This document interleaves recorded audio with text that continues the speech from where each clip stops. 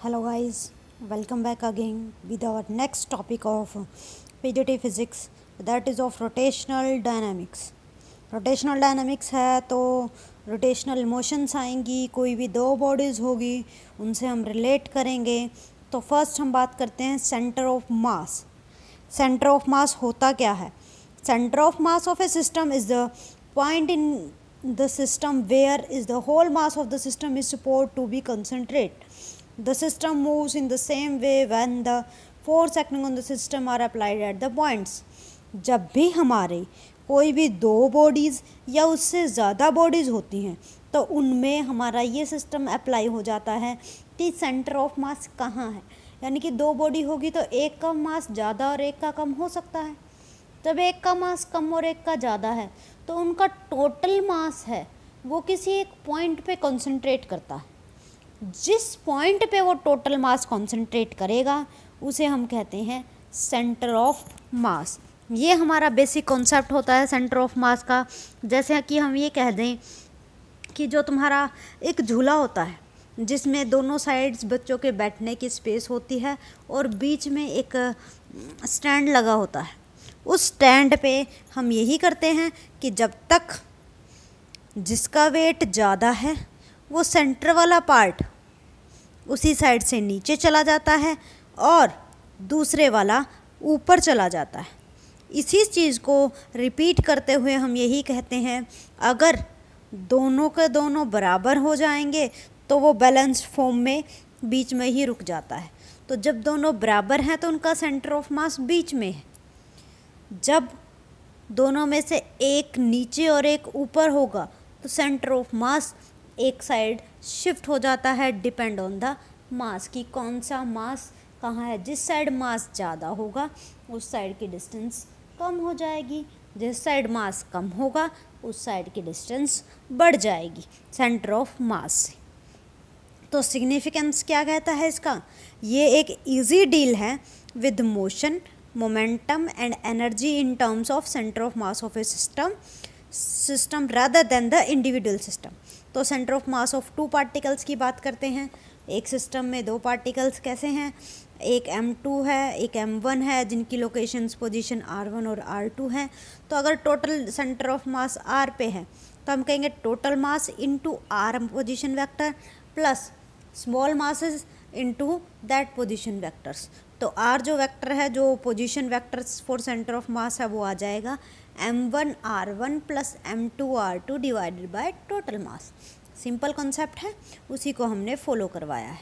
तो अगर ये ज़्यादा सिस्टम के लिए है तो ज़्यादा का ऊपर ऐड हो जाएगा और नीचे टोटल मास आता रहेगा। सेम चीज़ है। Law of conservation of momentum की बात करते हैं तो मोमेंटम क्या कहता है? Centre of A mass system remains constant. तो एक्सटर्नल फोर्स ज़ीरो, तो P जो है वो कांस्टेंट होगा। P कांस्टेंट है तो इसका मतलब V कांस्टेंट है। Centre of mass motion examples दिए गए हैं, आप देख सकते हैं और इन्हें पढ़ भी सकते हैं और क्या क्या एग्जांपल्स उसमें फिट होते हैं उन्हें हम चेक कर सकते हैं अपने अकॉर्डिंग। उनकी delay process, radio active decay में कैसे होगा प्रोसेस कॉज, इंटरनल फोर्सेस का उनकी बात करते हैं। एक्सप्लोजन ऑफ प्रोजेक्टाइल्स यानी कि फायर क्रैकर्स होते हैं, उनमें किस तरह से ये फिनोमेना लगता है। और position of centre of mass remains unchange in rotational motion. Rotational motion में ये अनचेंज रहती है, while the position of centre of mass change in translatory motion. Kinetic equation of masses की बात करते हैं तो ये रिजिड बॉडी में होती है रोटेशन। अब बात आती है रिजिड बॉडी क्या है? Rigid body in which the distance between all constituent particle remain fixed under the application of force.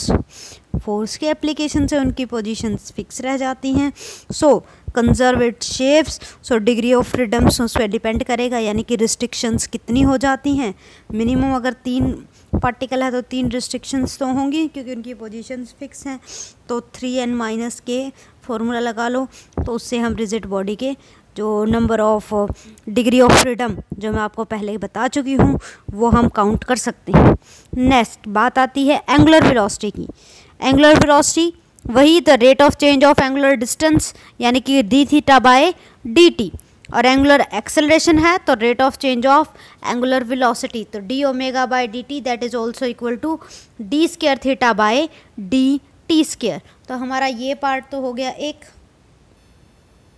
जिसमें हम ये बात की है कि हमारी बॉडीज़ कैसी हैं, डिस्टेंसेस कैसी है। तो जो अगर आपकी पहले वाली पार्टिकल्स अप्लाई होते हैं तो उनमें डिस्टेंस जो हमारे मोशंस के रिलेशंस थे वो अप्लाई होंगे। जब ये रिलेशनल मोशन अप्लाई होते हैं तो उनके जो इक्वेशन ऑफ मोशन है u is equal to we is equal to u plus a t, तो वो चेंज हो जाएगा omega is equal to omega note plus alpha t angular में। थीटा इज इक्वल टू यानी कि s is equal to u t plus half a t square होता था, ए की जगह अल्फ़ा, वी की जगह यानी कि यू की जगह ओमेगा नोट और वी की जगह ओमेगा, सिर्फ पुट किए हैं और उनसे रिलेशंस निकाले। Third, omega square is equal to omega note plus 2 alpha theta. तो angular motion of a particle करेंगे, पहले लीनियर मोशन होता था, एंगल पे मोशन हो जाएगा तो एंगुलर मोशन हो जाएगा। तो that is the product of cross product of position vector and momentum vector. तो पोजीशन और मोमेंटम वेक्टर्स के क्रॉस प्रोडक्ट्स होते हैं ये। तो L is equal to are cross P, तो that is R P sine theta, P की value M V, तो हम कह सकते हैं M V R sine theta. तो L is equal to we is equal to omega R होता है, तो M R square omega one theta is equal to 90 degree, क्योंकि साइन 90 की वैल्यू 1, इसीलिए एंगल उनके बीच में 90 डिग्री है, तो उसका जो रिलेशन होता है एम आर स्क्वायर ओमेगा हो जाएगा। तो फिर जब भी मोमेंटम, अगर एंगल में मोमेंटम हो गया तो एंगल में फोर्स भी होगा।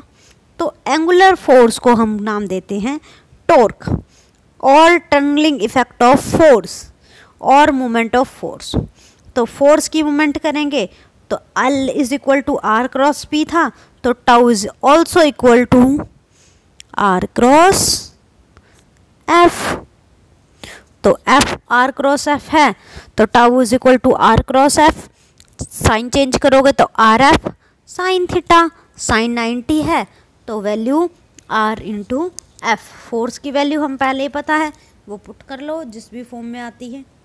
तो और हमारा rate of change of torque की बात करें तो P है, तो D P by D T कर देंगे, तो टाउ की जगह वो मोमेंटम जो P है वो F पे रिप्लेस हो जाता है। इसीलिए हमने कहा है rate of change of angular momentum is equal to the torque acting on the particle d l by D t is equal to tau. तो हमारा जो एंगुलर फॉर्म में अगर हम लीनियर मोमेंटम की बात करें तो हमने कन्वर्ट किया था एम आर स्क्वायर ओमेगा। तो मोमेंट ऑफ इनर्शिया क्या होता है? Product of mass and the square of perpendicular distance between them. तो M R square that is also equal to moment of inertia.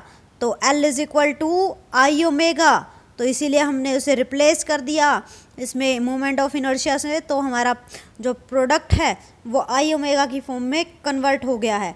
और अगर टाउ की फॉर्म में करेंगे तो tau is equal to d L by D t होता है, तो आई कांस्टेंट है, d omega by D T that is equal to alpha.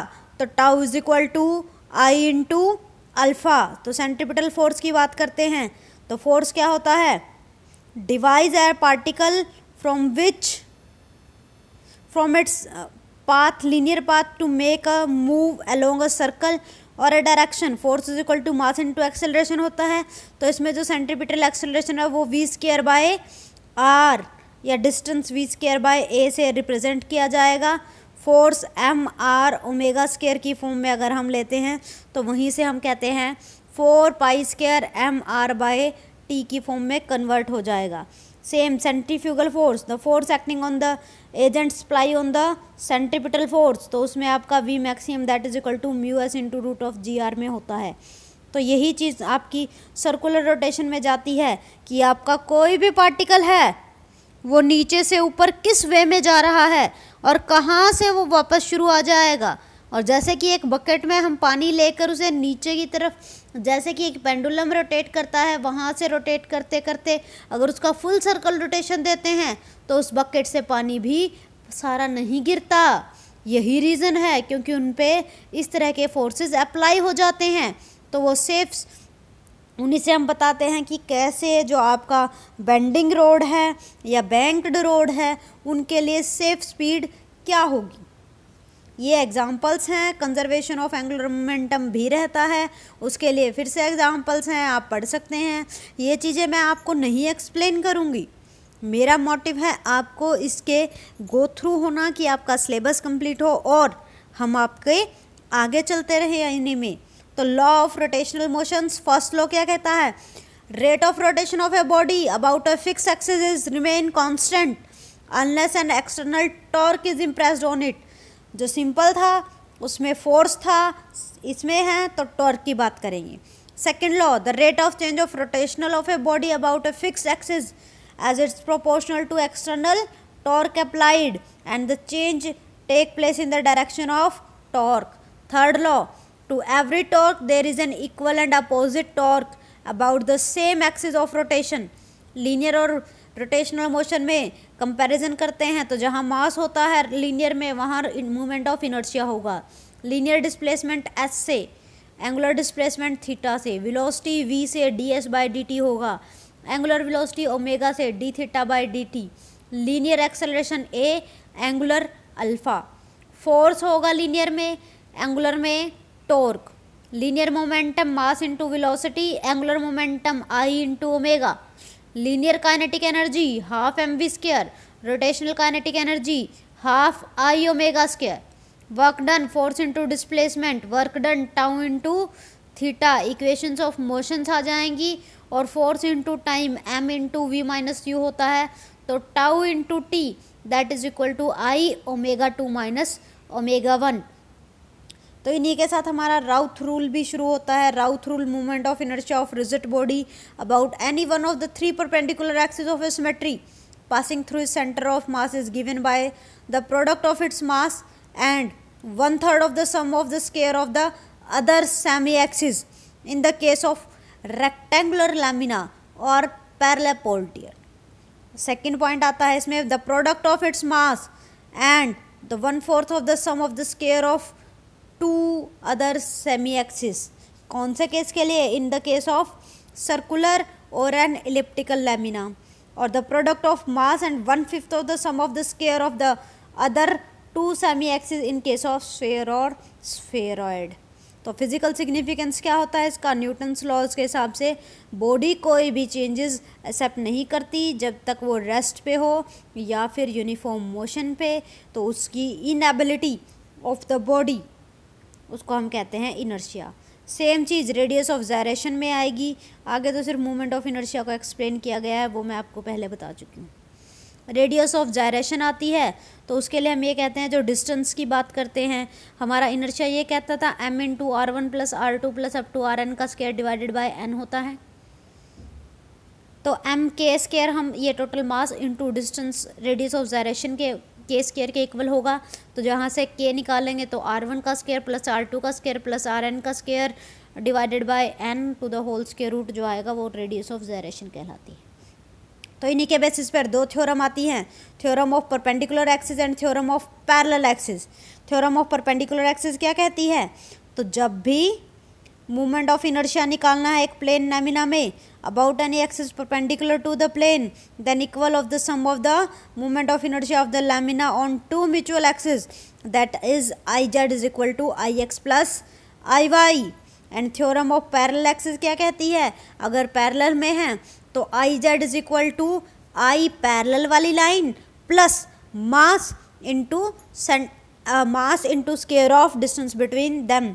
तो आई जो जी है वो सेंटर से है, O G passing through the centre of gravity. तो motion of inertia of a body is along thin rod m into a square by 12। Motion of a inertia of a rectangular bar m a square plus b square by 12। Same motion of inertia of circular ring half mr square. Motion of inertia of circular disc 1/4 mr square. Motion of inertia of solid cylinder about its passing through center of gravity and perpendicular to the length, that is I m l square by 12 plus r square by 4. Motion of inertia of solid sphere 2/5 mr square. Motion of inertia of hollow cylinder m/2 r square plus r square. Kinetic energy of rotation half I omega square, conservation of angular momentum, अगर तुम्हारा जो rotational angular torque नहीं apply हो रहा तो इसका means बाहर से कोई फोर्स नहीं लग रहा, तो वो फोर्स जीरो है, तो d L by D t भी zero, d L by D t zero है, तो यानी कि एंगुलर मोमेंटम कांस्टेंट है।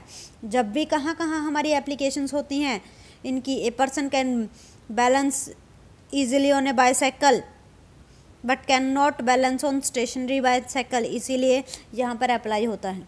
A person spinning about its his own axis with hand stretching with angular frequency omega 1, if he close his hand his angular frequency omega 2 increases, यहाँ पर भी यही होता है। The angular velocity of a planet revolves in an elliptical orbit around the sun, increases when it comes near the sun and vice versa when it goes outside the sun, goes away from the sun, sorry. Thank you for today। ऐसी मेरी videos को और check करने के लिए और चाहिए तो आपको उन्हें आपके एग्ज़ाम्स प्रिपरेशंस के लिए आप मेरे चैनल को लाइक करें, सब्सक्राइब करें। नेक्स्ट वीडियो में हम इनके न्यूमेरिकल्स करेंगे। Thank you. लाइक करें, सब्सक्राइब करें और कमेंट्स करके बताना ना भूलें कि आपको मेरी वीडियोस कैसी लगती हैं। Thank you.